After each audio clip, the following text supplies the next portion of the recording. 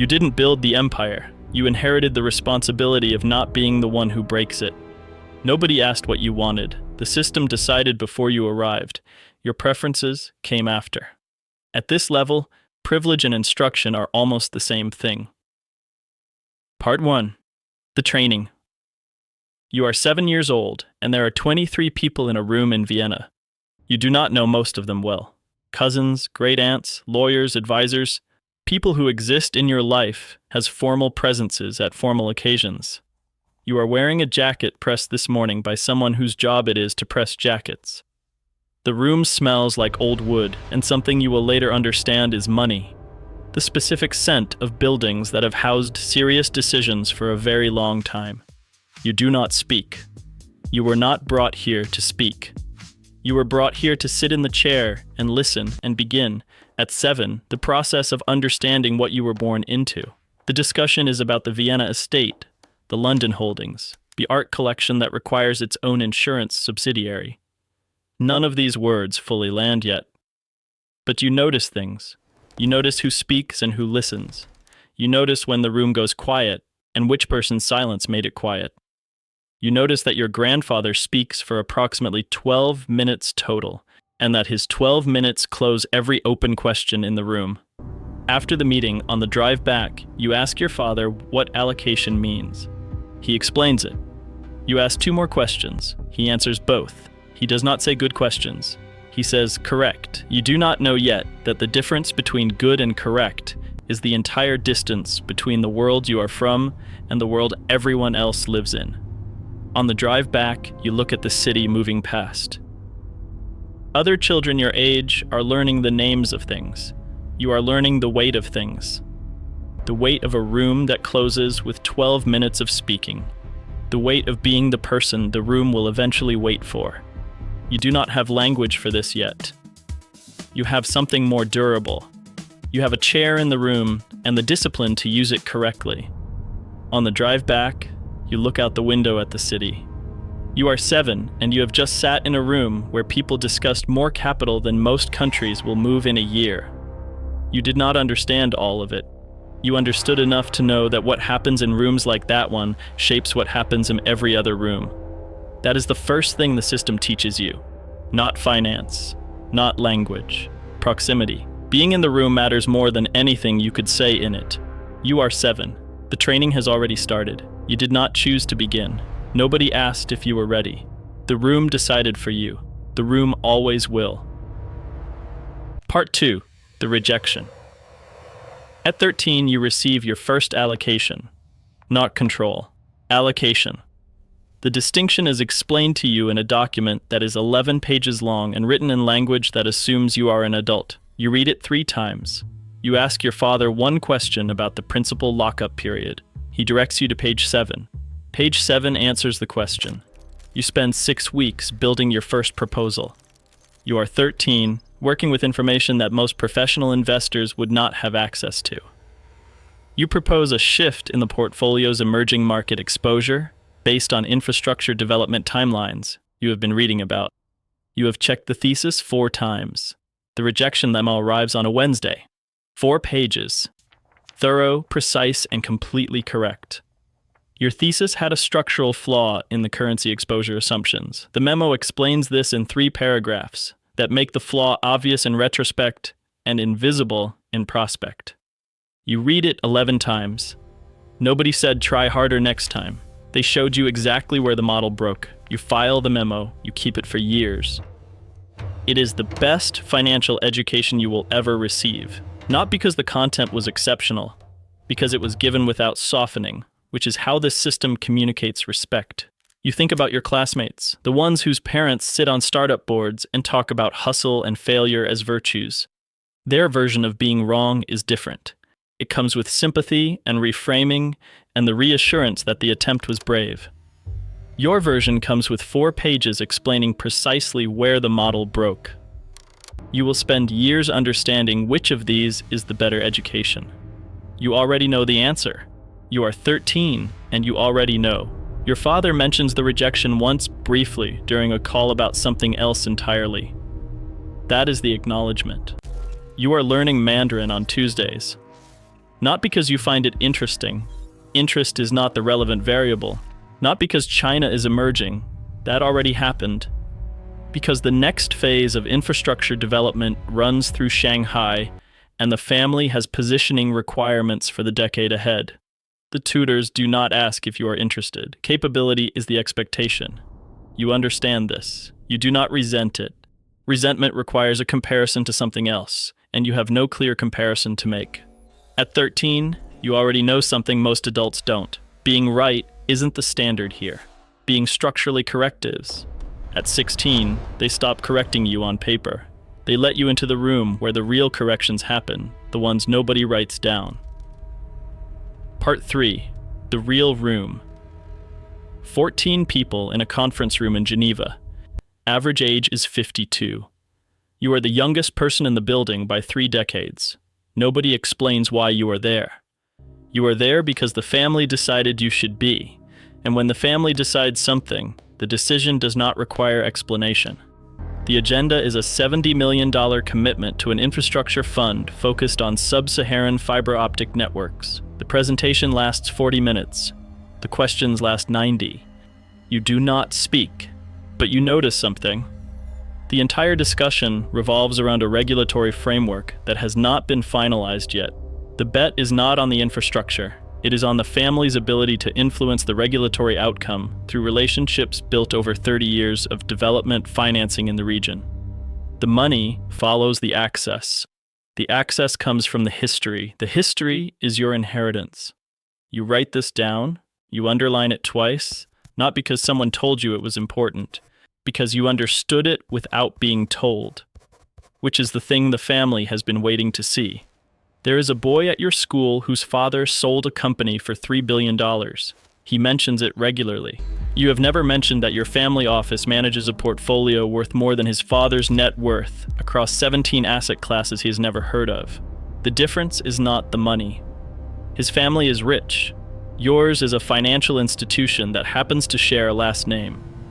On the flight back, your grandfather sits next to you. He asks one question. What did you notice? You tell him about the regulatory framework. He is quiet for longer than feels comfortable.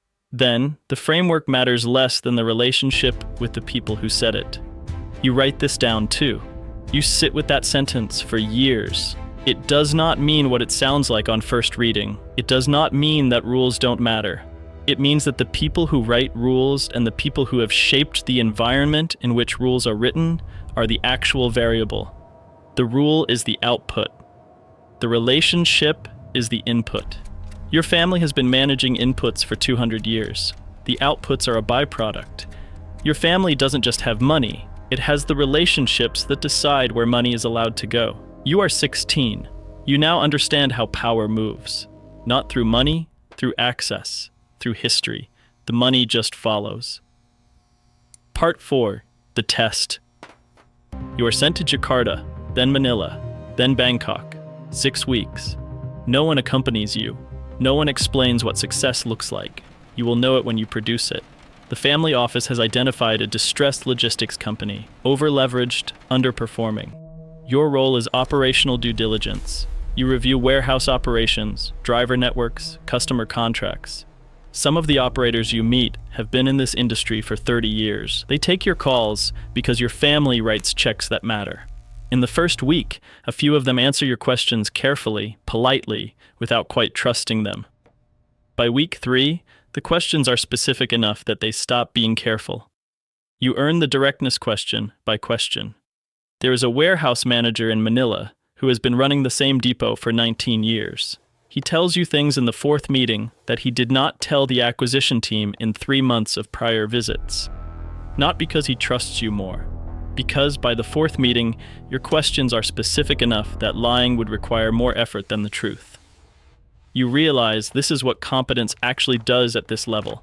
It does not inspire trust. It makes deception inconvenient. The distinction matters.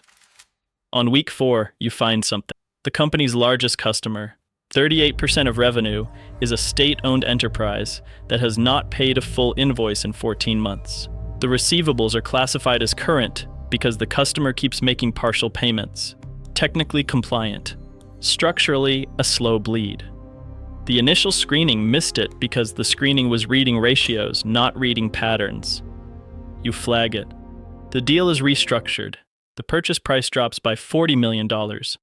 Your father mentions it once briefly during a call about something else entirely. That is the acknowledgement. 3 years later, the company exits at 2.1 times. Your diligence saved the return. The system absorbed the outcome the way it absorbs all outcomes, quietly, into the record, as one more data point in a history that has been accumulating for 2 centuries.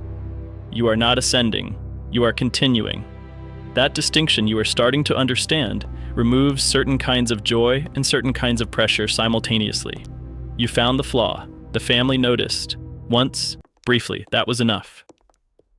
Part 5. The Weight. The realization arrives during a quarterly review in Zurich. You are looking at a portfolio summary spanning 4 continents, 12 sectors, 43 entities. The total value has grown 6% over the prior year. 6% does not sound like much. Applied to the base number, it represents more capital than most funds will ever raise. The compounding effect of decisions made before you were born, positioned to benefit people who do not exist yet. You think about this on the flight back to London. The person sitting next to you is building a financial model for a venture stage software company. Maybe 32. Probably a VP at a fund, working hard on a deal that might return 3 times if everything goes right. The outcome of her deal will not materially alter the trajectory of her fund. The outcome of the decisions you make this quarter will alter your family's financial positioning for the next 15 years. The stakes are not comparable. Neither is the pressure. When you make a mistake, it does not cost you a bonus. It costs the family optionality in markets you might need in 10 years. You cannot explain this at a dinner table. Try, and it sounds like bragging before it sounds like wait. So you don't try. When you make a mistake, it does not end a career. It does not trigger a performance review.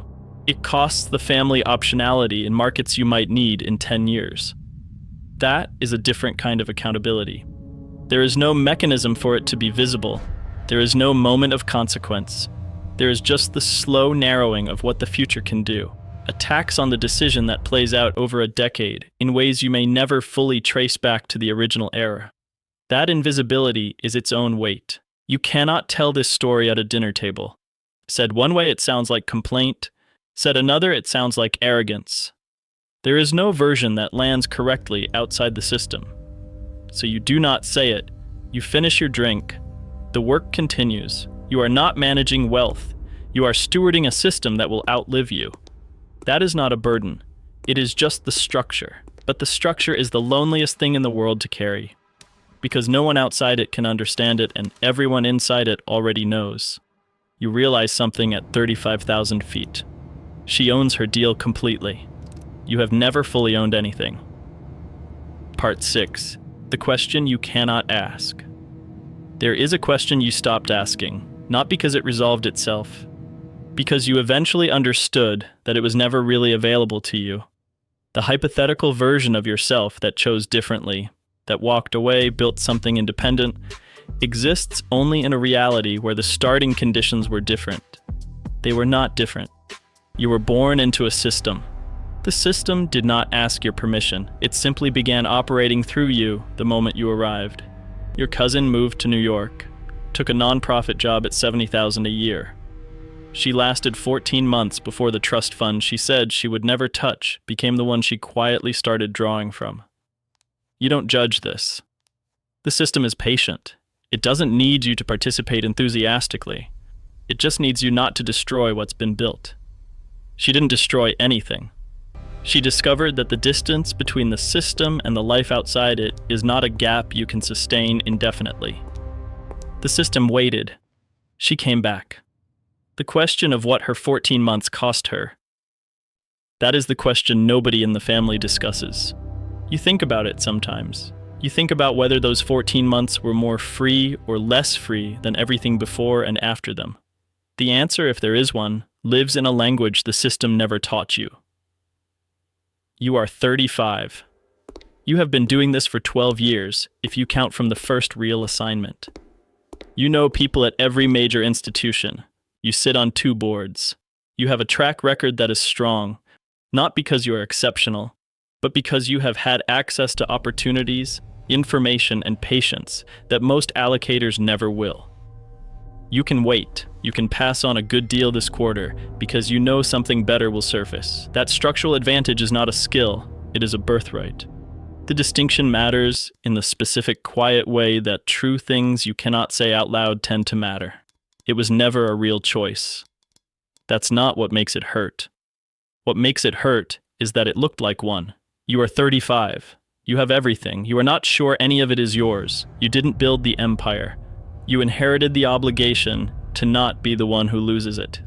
Most people will look at your life and see the houses, the art, the vineyard, the boards, the influence. They will think these are the outputs of success. They are not. They are the visible surface of a mechanism designed to convert capital into continuity across timeframes that outlast individual lifetimes. You are one of those lifetimes. When this one ends, the mechanism will continue. That is, as always, the point. You are 35. You sit on 2 boards. You have committed capital to 19 funds. Your track record is strong. None of it feels entirely yours. The wins are absorbed into the record. The record feeds the system. The system continues. Somewhere right now, someone is starting from nothing. They have an idea they cannot stop thinking about. A number in an account that is very small. They believe that if they work hard enough and long enough, they can build something that lasts. Something that will carry their name the way your name has carried its system for 2 centuries. They are right. That ownership, complete, unambiguous, earned from nothing, is the one thing you will never have. You have understood this for a long time. You stopped deciding whether it is a loss. They are building towards something that will be entirely theirs. Every decision, every mistake, every compound return, owned completely. You have never had that. The thing they are running toward is the thing you were born past. The system does not notice. It just continues. It always does.